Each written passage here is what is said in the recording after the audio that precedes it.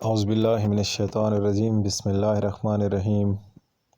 Professor منظر عباس زین آپ کی خدمت میں حاضر ہے اور آج نہج البلاغہ کا خطبہ نمبر 84 اردو ترجمہ پیش کرنے جا رہا ہوں۔ انتہائی توجہ سے سماعت فرمائیے گا۔ مولا کائنات حضرت علی علیہ السلام فرماتے ہیں، وہ دل کی نیتوں اور اندر کے بھیدوں کو جانتا پہچانتا ہے۔ وہ ہر چیز کو گھیرے ہوئے ہے اور ہر شے پر چھایا ہوا ہے اور ہر چیز پر اس کا زور چلتا ہے۔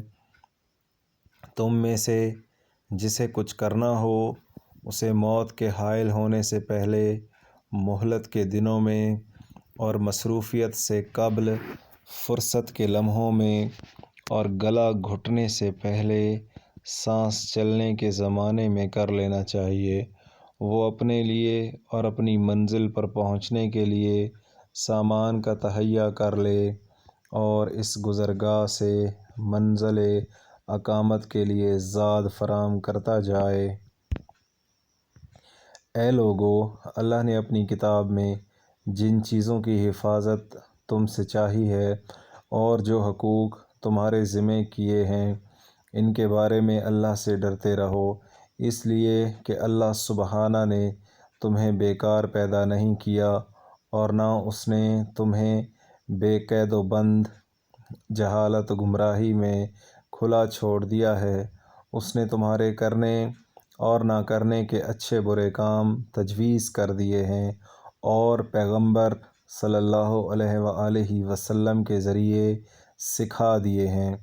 اس نے تمہاری عمریں لکھ دی ہیں اور تمہاری طرف ایسی کتاب بھیجی ہے جس میں ہر چیز کا کھلا کھلا بیان ہے، اور اپنے نبی کو زندگی دے کر مدتوں تم میں رکھا، یہاں تک کہ اس نے اپنی اتاری ہوئی کتاب میں اپنے نبی کے لیے اور تمہارے لیے اس دین کو جو اسے پسند ہے کامل کر دیا، اور ان کی زبان سے اپنے پسندیدہ اور ناپسندیدہ افعال کی تفصیل اور اپنے اوامر و نواہی تم تک پہنچائے۔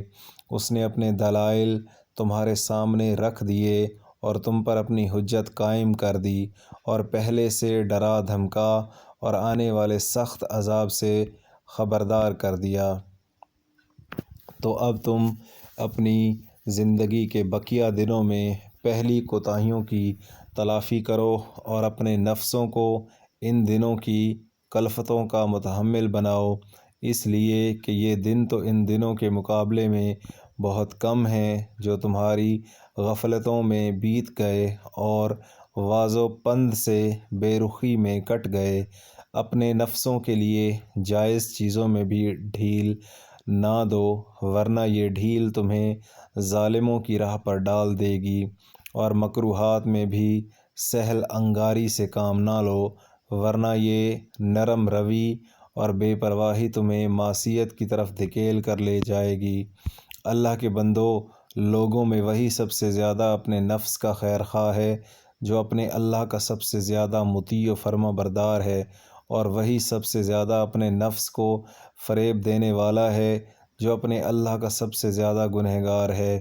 اصلی فریب خوردہ وہ ہے جس نے اپنے نفس کو فریب دے کر نقصان پہنچایا، اور قابل رشک اور غبطہ وہ ہے جس کا دین محفوظ رہا، اور نیک بخت وہ ہے جس نے دوسروں سے پند و نصیحت کو حاصل کر لیا، اور بدبخت وہ ہے جو ہوا و ہوس کے چکر میں پڑ گیا۔